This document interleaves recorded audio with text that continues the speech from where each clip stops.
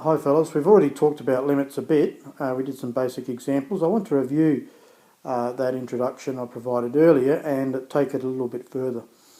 So, as I said last lesson, we can solve some limits problems by direct substitution. Here's an example. If our function is 2x minus 7, so it's a linear function, we want to evaluate the limit as x approaches 4 of the function. So in other words, what does the function tend towards as x tends towards 4? As I say, that can be solved by direct substitution, and the reason is it's a linear function that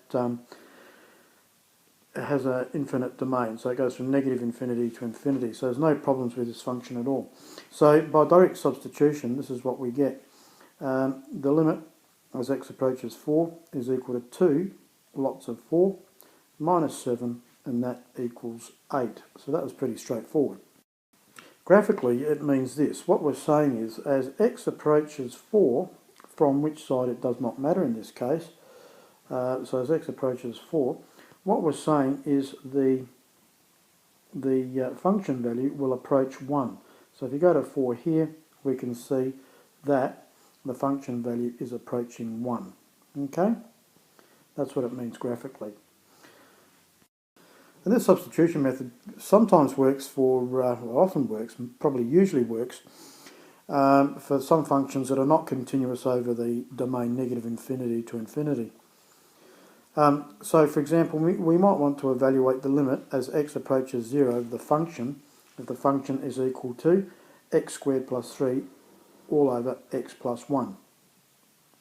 Now you can see what happens as, well, you can see the problem that arises if x is equal to negative 1. If x is equal to negative 1, we have a 0 on our denominator, don't we? So the function's undefined then. But here, we're not interested in that situation. We're interested in what happens to the function as x approaches 2. And it's not a problem at all. So all we do here is we substitute 2 in place of x. So that's all very basic. We can say the limit as x approaches 2 of the function is equal to, now x is, we're going to substitute 2, so it's 4 plus 3 over 2 plus 1. And so that's equal to 7 over 3. And what we're saying is that as x approaches 2, here we go, there's 2. What's happening is that our function is approaching 7 on 4. So that would be 7 on 4 there. And it's not a problem at all. What I'd ask you to do is press pause now and have a go at question 9 on page 366, just the middle column. And that's all very easy, I think you'll find. And then have a go at question 12, parts B and C. And when you're ready, press play and we'll have a go at the second part of this video. Some functions are a lot more interesting. Consider this one. The function's equal to x squared plus 2x all over x. Now you can probably see what happens as our limit approaches 0. You're going to have a 0 on the bottom, aren't you? And what does that mean? Well, it means you've got 0 over 0, which is undefined. So let's just record that. The limit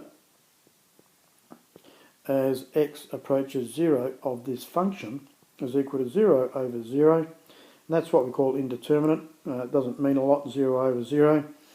And it's not a good situation, is it? Now, but what happens if we factorise? What happens if we factorise our numerator upstairs? Well, we can see that the function is also equal to x bracket x plus 2 over x, doesn't it? And then these x's will cancel out, won't they? So we can say the function is equal to x plus 2. Now, we're going to get a different answer, aren't we, when we say let the limit approach 0. So for this function, what happens is that the limit as x approaches 0 of the function, it's equal to 0 plus 2 equals 2. Okay, but what we also have to say is that for our function, x cannot equal 0. So the limit of the function as x approaches 0 is in fact 2, but x can't actually equal 0. What does this mean? Well, what it means is this, that as x approaches 0, so we're approaching 0 from that side if we want, or that side, doesn't really matter, our function is approaching that value there, which is 2. Now what it's important to remember is the function is not defined at that point. Okay, so really this is how we do indicate it. We have an open circle there, and our function is going either side of that open circle. In fact, our function looks like, and it is, a linear function, except at that point. It's quite mysterious, isn't it? Okay, so we have what's called a discontinuity or a singularity at that point, where x is equal to 1. And so our function, to repeat the point, it's as x approaches 2, the function is approaching, as x is approaching 0, from either side, our function is approaching a value of 2 without actually reaching it, because the function's undefined at that point. So to rewrite our answer neatly, we say the limit as x approaches 0 of the function is equal to 2, but x doesn't, or isn't defined at 0. Okay? Okay, let's have a look at this one. Now, really, this is a straight out factorising problem. You can see that what happens if you try to plug in x equals 1, you're going to get with a 0 on the denominator. That requires further investigation, wherever you get 0 on the denominator. So what we're going to do is factorise, and when you do that, you'll see that that's going to give you this. It's x plus 4, isn't it? X minus 1 all over x minus 1. So you can see that what's going to happen now is that x minus 1 cancels out, top and bottom. So what we're going to do is, so that's equal to the limit of, as x approaches 1, of x plus 4. But we do note that x cannot equal 1. And that's because we have this problem down here of the denominator equaling 0. So what does that mean graphically? Well, let's have a look. This is what it means. That's our function. Our function turns out to be a straight line. But where x is equal to 1, or as x approaches 1, I should say, what's going on up here is that your function is approaching 5. That would be a 5 there, that's a 4, that's a 6.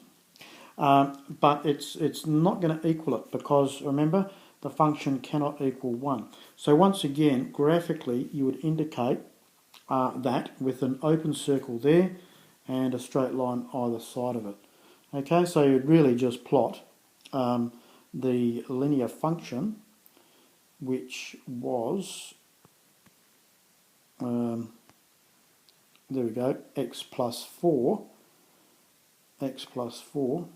fx equals x plus 4, and you just note the singularity. And the singularity occurs, or the discontinuity occurs, where x is equal to 1 and fx would equal 5. 1 plus 4 is 5.